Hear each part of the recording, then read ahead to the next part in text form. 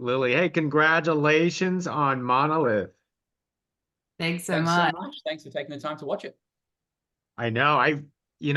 This film was so fascinating. I was like going, gosh, I have to find out what's going to happen at the end because it seems like it could go in any different directions. It was like either some kind of sci-fi or supernatural or some kind of psychological thriller, but it it was just the pacing and it just keeps you on the edge of your seat. So we have to hear it from you folks first is what initially drew you to this project? Go ahead, Matt. Yeah, well, the film was born out of a lab here, like a filmmaker's lab in South Australia, where I'm from. So it's called the Film Lab New Voices program, and that the South Australian Film Corporation ran, which is like one of our local funding bodies.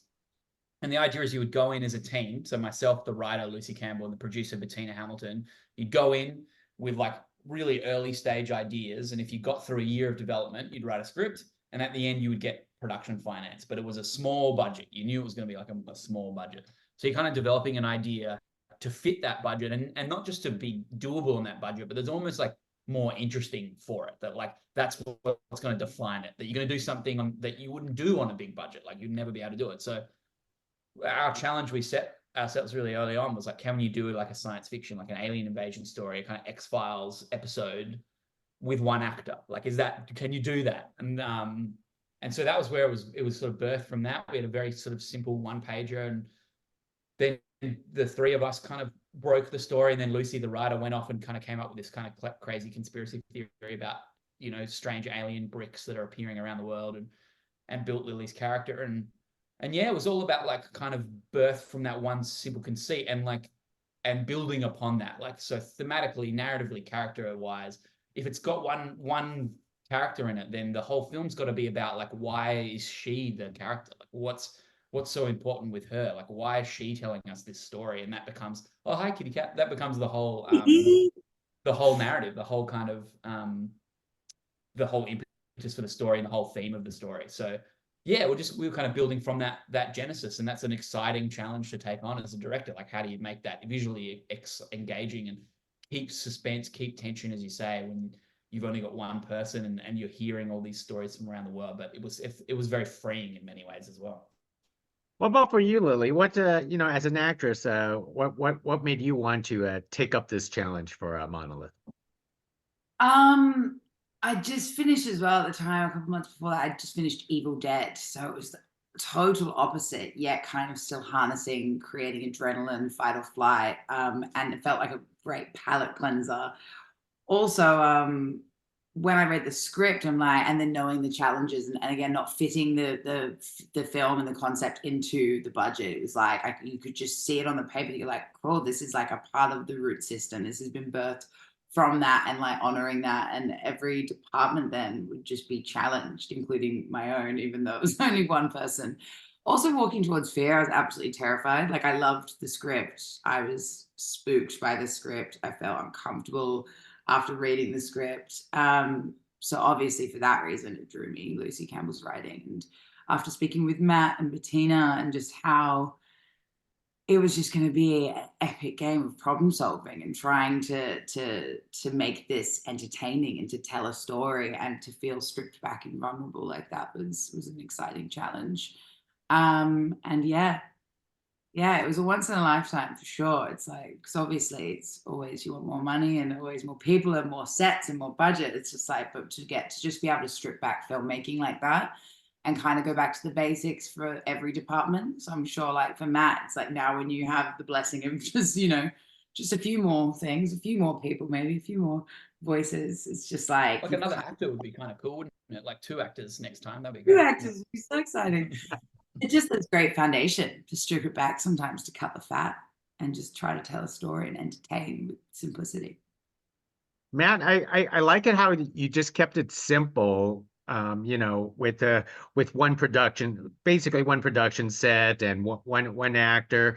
But you had to we want to know it's like your approach on how to keep this so thrilling by the use of colors and sounds and of course Lily's acting throughout the entire project. Yeah, well, I mean, Lily is the critical piece, and we sort of knew that casting the film is like a, it's got to be someone that's going to really like hold us. And we were really excited to work with Lil. And actually the main thing we tested when we didn't screen test Lil. She's a very experienced actor. We knew that she was fantastic. We knew that she could embody that character, but we just spoke to her to see whether she was up for the fight of doing a smaller film and being like really part of the team. We tried to encourage everyone on the crew to feel like it was like their film as well, not just the director's film or the producer's film, like really kind of own it. So we just spoke to Lil when we could tell that she was excited and down to earth and going to be like fun to work with and like on team. That was all we kind of cared about. In terms of keeping it as simple, you're right that like we still had to find some way to make it feel cinematic, and Mike Tassari, the cinematographer, and I had like this chapter document. So we broke the film into kind of sequences with really clear turning points and gave really clear visual rules for each of those sequences that would develop and change over time, so that the film felt like it was expanding and growing even though it stays in one location. And they were really simple. Like the opening of the film, there's no picture, it's just audio, and then you can't see Lily's face for the next 5 minutes where we're trying to work out who she is. Then you can see her face, but the camera doesn't move. Then it's like simple rules like this that I don't think the audience, they don't register, on their frontal lobe. They're not thinking about it, but they feel it. They can feel the kind of world sort of shifting and changing. And then the other key like kind of element that I wanted to play with was that the camera feels quite observational. There's almost like a coldness to the camera. Feels very simple. It's sort of just horrifying things are happening very plainly in front of you, just kind of like there's almost an observer outside of Lily watching her. But the audio is very subjective. The audio is like really inside of her head. It's sort of really kind of expressionistic, that you can kind of hear the sound of what becomes this kind of alien artifact growing and changing over the film. And it's like another character kind of in the background, kind of lurking around inside Lily's head. So the combination of those two things are kind of like an observational camera and a very subjective audio design, I think makes for a kind of, hopefully a sort of engrossing film. And Lily, how challenging was it to, I want to say, act practically against yourself? Matt could jump in about like who you're actually acting with and talking to. I'm not sure if you're just acting just yourself, or you're actually acting with someone on the line at the other end. Yeah, we had an actor on set, and Senior Nathan, who played all of the characters, just again with the budget not having all of the cast. Even at that point, you hadn't even cast all of the voices. Yeah, but dialed in and isolating like noise cancelling headphones and actually getting to immerse myself and actually getting to have that feeling of being engrossed by someone and listening to their story and their narrative, which was so helpful. Otherwise, to have it pre-recorded of other actors would have been such a challenge, but gave it that air and that space. And then they had to fit in around me, some of them, once the film was locked. But otherwise, just like total challenge of like immersion when you strip back another actor and another set of eyes and someone else to like digest. It's like when you just make it sound, it's a very, very different experience. Your imagination is quite wild. It was crazy. There were certain moments on set where I would lose almost vision and I would just see whatever the person was talking to me, which was interesting to kind of embody and have the camera pick that up. Because there'll be moments where don't get me wrong, listening's really hard. And sometimes you tune out, you think of going to school and whatnot. You're just like, it's very, very easy to just not. And there'll be moments when you're filmed and you're like, I can either choose to see the image or not, or when the interviewer is, when the character is listening or not. It's just crazy how your eyes activate in different ways. And I've never been more aware of that in my life than doing this movie. Matt, tell us about this gorgeous house that you actually have to use, and sadly you had to put Lily through that house the whole time. Yeah, well, it can be quite scary when it's empty. I mean, it's a beautiful home.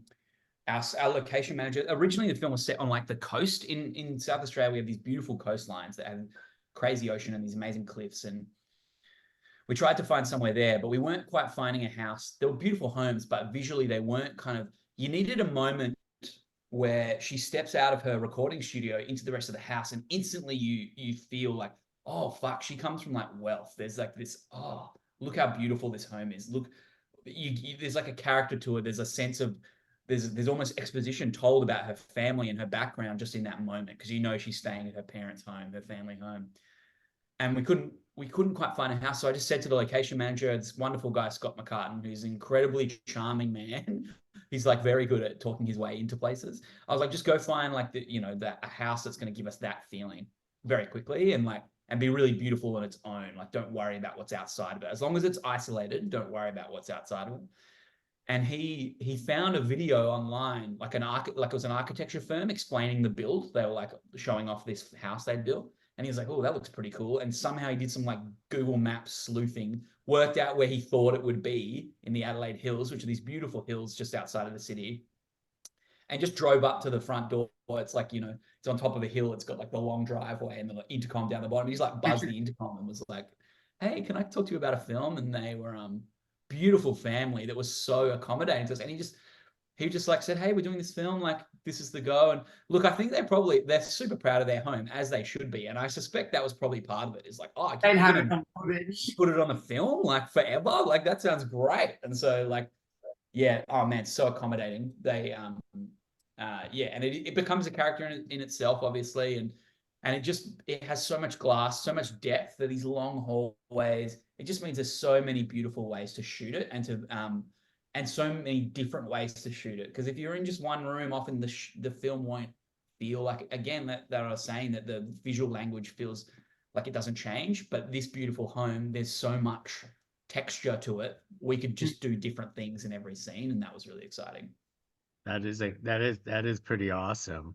And Lily, you came off of Evil Dead doing Monolithic. I mean, you really show your acting range. I mean, how do you turn this on and off for for yourself when you go through these roles? I mean, none of these roles are easy that you do. Yeah. I mean, one thing that I did learn from Evil Dead, I think, just having to generate such fear and fight or flight for the first time. Again, it's like one consecutive moment. So you're just like, it all feels like time is just very condensed. So you're sort of staying in that heightened state. But like, I weirdly learned how to approach acting more like dancing in a way, like kind of making it more physical as opposed to entertaining the given circumstances and trying to generate fear through just entertaining it too mentally. You're like, in the end, it was just like trying to carbonate just reactions in my body. It would be doing push-ups. It's like kind of like, also like hysterical laughter could be hysterical crying. It's like just kind of finding ways to not make it, too draining, I guess, in a way. And also just too heady. Because when you stop feeling after like 6 hours on set, you're like, I don't know. And working with like a 9-year-old, you're like, we're not going to make it if you're actually imagining your mum's dead the whole time, So you're like, it's just beautiful when, like, I think from doing something that's so ridiculous like Evil Dead to then going on to Monolith, it's like I could still apply it. It's kind of just not carry the job home. It's like, and trying to get too deep into the psychology of the person. It was kind of like always just approaching it from how do they feel? What are they, in a sense of like their chest physically, which is so, it's only new. Probably maybe my next job I won't use it at all. But at the moment, that was how I kind of got through both of those jobs in a sense. I think people would be surprised too about how much you applied it on a film like this. Like, I mean, Lil would do like push-ups before, she's just going to sit on the phone, right? She's just going to do a phone call. But like before the take, do a bunch of push-ups to kind of generate adrenaline so that she could use that in the scene. It was such a fascinating way to watch you work. Like, it was really, really interesting. And we would just keep trying to find things like that could give you a physical sense as well. We've spoken about this before, but we would let Lily call action, for example, because it's so hard to feel isolated when there's a film crew around. And so we'd do stuff like let the crew do all their busy work, roll sound, roll camera, set, makeup check, all that stuff. And then just let the cameras roll and go, okay, Lily, the set's yours. And let her be quiet, do push-ups, whatever she needed to do.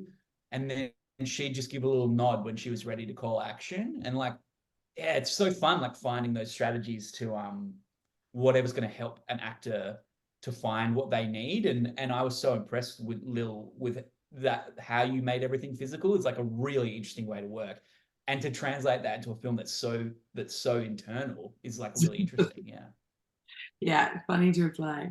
Create the adrenaline and then let the dust settle of it and be like, okay, cool, there's something going on. My eyes are working. After Yeah, it's wild.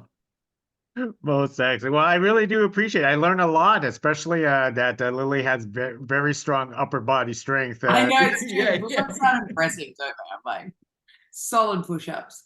Or, Speedy. that's why they casted you in Evil Dead, because you could fend them off. Okay, get a chainsaw above your head is not easy. That is true. Anyways, Lily, Matt, thank you very much for carrying this conversation about Monolith. That'll be like the last thing I want to do is to see a black brick somewhere in my place. But that's we love these frightening stories. So thank you very much for speaking to us. If you do find a black brick, give us a call. We'd love to know about it. Yeah. Apparently, you guys are going to set up a podcast soon, so We may do. Yeah. That was the whole game. That was the true desire. Thanks so much. Thank you. Appreciate it. Nice to meet you. Thank you. Nice to